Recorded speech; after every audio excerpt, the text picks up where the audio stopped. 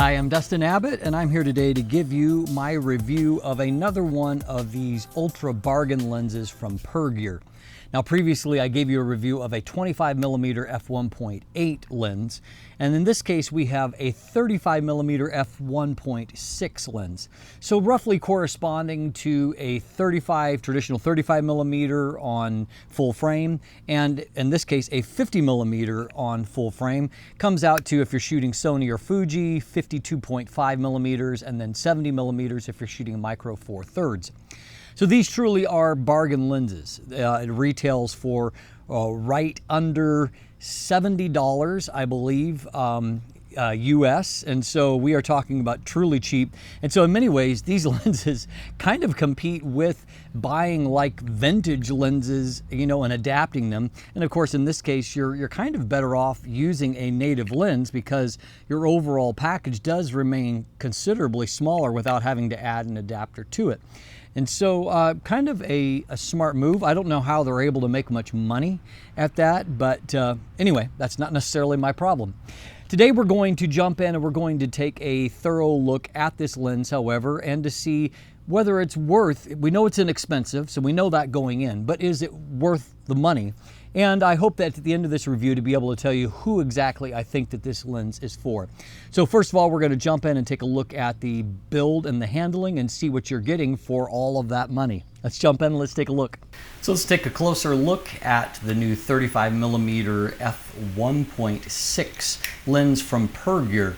And so you would be forgiven if you think that these two lenses are pretty much twins, because they are. This is the 25mm f1.8 lens that I reviewed earlier in the year, and so really physically they are near identical. Obviously one aperture ring goes to f1.6 instead of f1.8, and so while the 25mm comes in as essentially a 35mm equivalent lens on full frame, this lens we're looking at today basically is a 50mm angle of view on full frame, 52.5mm if you're shooting on micro 4/3.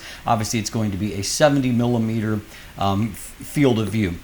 Up front, both lenses look really identical. 43mm filter thread on both. You know, branding looks the same. The focus ring and the chrome nose on these looks the same. And as far as the barrel extension, when fully focused out, the 50mm is just a hair longer. And so beyond that, both of them have a smooth declicked aperture, and which moves, I have to take it off that case, which moves fairly smoothly without any issues. There are some distance markings along with a focus ring, and that is pretty much it. Now, really the build is not bad for such an inexpensive lens. This is a lens that comes in at $70 US, and so it is incredibly cheap, and as you can see, it's incredibly compact. And so weight is 193 grams, and it only really weighs that much because there is so much metal in its construction. And so it is, you know, it's a little more physically substantial. It is, overall, it is 38mm in diameter. Exterior dimensions are 55mm in diameter at its widest point, and it is only 38mm in its overall length. You can see the lens does have a taper. The widest point is really at the mount itself, and then unlike many lenses, it tapers down from that point, and so it's truly compact. As before, it's kind of generic pinch caps here, no branding there, and also a generic rear cap. The rear cap comes loose quite easily, and that was true here as well. In fact, it was worse here where it just wanted to fall loose all the time, as you can see. This at least secures on a little bit more tightly. You can focus down to 28 centimeters here.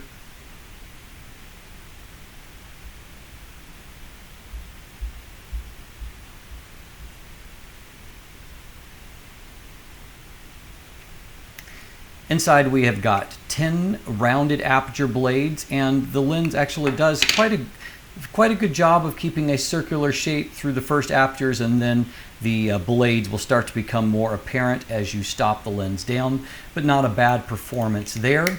And obviously a higher blade count is useful for, retaining more pleasing bokeh once the lens is stopped down a bit.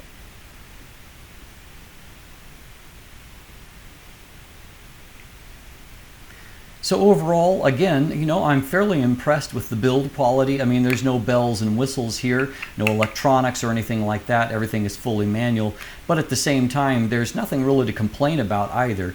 Considering the fact that you're paying what you would pay for a used old vintage lens that you might find on eBay for a brand new lens that has a fairly decent optical performance. And so as you can see, actually, again, quite a nice build quality here. There's nothing really that I can complain about all that much. Everything moves as it should. The manual aperture ring moves with good precision. The focus ring moves quite well. It is it's not 100% even throughout all of the focus range. There are places where you can tell just a mild bit of, it's a little looser on some places, a little tighter in others, but overall, I mean, it focuses nice and smooth, so no issues there. Overall, the build is nice. You don't have a lot of features going on here. There's no electronics, obviously, everything is manual. At the same time, however, that does mean that it's in many ways a future-proof lens, in that with all the control right on the lens manually, you might be able to use it on different mounts in the future, just like we're using M42 lenses today. So let's talk a little bit about the image quality, and we're going to jump in and we're going to break down to see exactly what is the optical characteristics of this tiny little optic. Let's take a look. All right, let's start by taking a look at vignette and distortion. So what we see is that there is an incredible minimal amount of distortion. There is the tiniest little bit of wave pattern to it, but you can see I was able to correct pretty easily here with a +2 value. Vignette's another story. There is a significant amount of vignette. The vignette required me to plug in a +93 and then move the midpoint all the way over. So that tells you that this is where you're kind of feeling the pinch of such a tiny little optic, with vignette being very, very noticeable. Now, in terms of our lateral chromatic aberrations, you can see that there is some purple and some green fringing. It's not terrible, neither is it, perfectly well controlled. Contrast is just okay. It's not, the black is not inky black here, and so that's part of the nature of the lens. So if we take a look at our overall resolution here, we can see, first of all, on the left side, f1.6, then compared to stop down to f2 range, we can see that wide open, our contrast is not super high. Resolution isn't terrible in the middle of the frame. However, there isn't a great amount of contrast. Contrast does start to improve as you stop it down. Looking here, even at mid-frame, you can see that resolution is not great. It's better at f2, but still not fantastic. And looking down here into the corner is really quite soft here. Wide open. It's a little bit better at f2, but that's not where we get a significant improvement yet. You can see the nature of this for portrait work here, and so in the middle of the frame, wide open, you can see that at a 1:1 pixel level rather than 2:1, but you can see at 1:1, it looks pretty good here at the center of the frame at f1.6. You can see as we move off to the side that everything is definitely starting to get softer, and there's a little bit of a nervous quality to this area here. And you can also see that contrast is not super high in other parts of the frame. That does have its advantages that we'll see in a moment. So at f2.8, our center performance is improving. It's still not amazing. And at f4, you can see that everything is getting a little bit better there in terms of our contrast. Looking towards this area, you can see that, it's at neither of these is it resolving incredibly high. We're getting to better levels of performance, but not what I would consider good levels of performance. Corner is starting to look better there. By f5.6, you can see that our corner is starting to resolve better, and then by around f8, you can see it finally gets nice and sharp there. Here's a real world shot at around f5.6. And so you can see globally, you know, color looks pretty good here. Contrast at smaller aperture looks good. Center of the frame looks quite good. Off to the edge of the frame now, you can see it's still dropping off some, but it is not too bad. And over here, it looks pretty decent as well. Let's take a look at another real world one. Here you have a pretty flat plane of focus here. Colors are nice and rich here, and you can see there is some still softening towards the edge, even at, you know, landscape type apertures here. And I think you really need to stop down to f8 to get maximum performance all across the frame.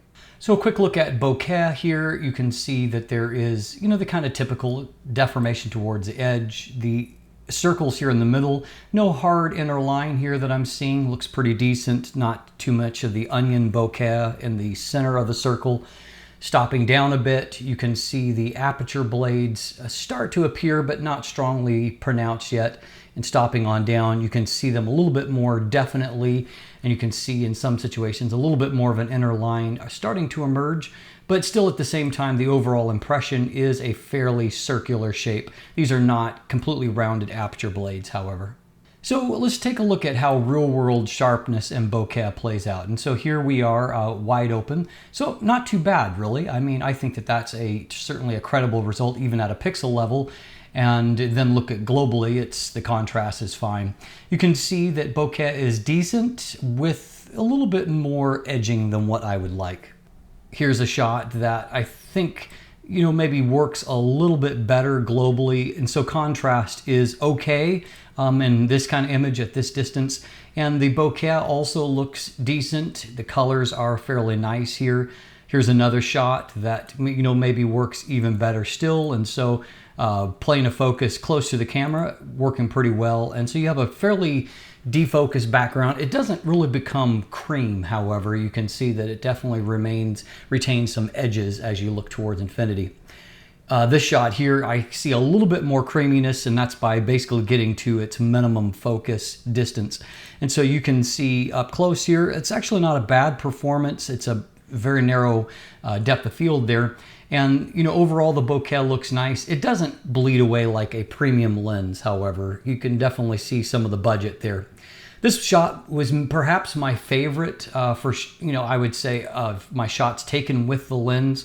I feel like this has a fairly artful feel. Colors are nice. You can see there is that lower contrast look. And so like in the branches here, it is somewhat of a unique signature that does have applications, but you just kind of need to know what you're getting when you buy into it. Here's another image, shows that in the real world, you know, you can see little bits of fringing, but like in the bokeh circles here, but nothing too shabby here. And so again, it's a little bit busier in the background than what I would like, but this is also a $70 lens. Once again here, stop down some, colors look quite good. Here, this is at somewhere around f2. I thought that this image actually really worked in that I had a nice, you know, shallow depth of field, really good sharpness on where I focused, and the colors looked, and contrast in this image looked quite good. Good conditions for getting more contrast. Likewise here, you can see that overall we've got good detail here. And so, I mean, that's a fairly nice shot for a lens that's this inexpensive. Likewise here, I find like the colors were really good. Sharpness looks good. It's kind of about using the lens to its strengths and learning how to do that. This image here, it doesn't work quite as well. To me, the lower contrast of the lens doesn't work as effectively for this shot, but still overall, for a budget lens, that's a decent looking shot. Now finally, let's talk a little bit about flare. So far, what I've noticed of the Pergear lenses is that flare is kind of a vulnerability, and that's true here, though I think there are some artful applications. So here at wider apertures, you can see there is some veiling and some ghosting blobs there. Stopping on down, a little bit less of the veiling, some of the ghosting blobs become a little bit more defined. Where things get interesting is in just with the sun right out of the frame a little bit at certain axes, you get something that reminds me of what I've seen with like an SMC Tacumar 50mm F1.4, which I find this to be quite a kind of a useful, it's still a defect, but it's a useful defect. And so I think that there are ways to compose, for example, highlighting that for either portrait work. And I would suggest if you're looking for a cheap lens to get some kind of artful looks into the sun for video, this could be, to me, this might be the best application, is using this unique but beautiful, optical defect to your benefit. And so as you can see, it's not exactly world-class optics. At the same time, however, it's not terrible either. I would say that relative to the price, you're actually getting a fairly decent performance. There's definitely a unique signature to this particular lens. It's not as high contrast as a lot of lenses that I review. And so there's a particular look to images, particularly at wide aperture, that while it's not necessarily conventional by today's standard, it may still be a popular look with a lot of people.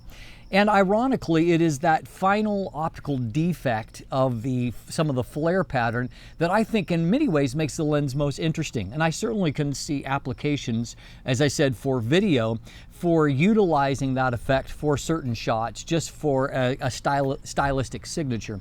And so I certainly think it's worthy of consideration for some cinematographers who, for a very small investment can get a lens that can give them some unique looks for certain shots. The other person, obviously, that can benefit from this is someone who is on a very, very tight budget, because ultimately you still can get some very pleasing images out of this lens and do it on really less money than pretty much any other lens that I can reference. And so if you're looking for a, kind of a standard lens, normal lens on your APS-C camera, this obviously suits the bill and does it very inexpensively. So sure, there are better optics out there, but at this price point, there certainly aren't really better optics out there.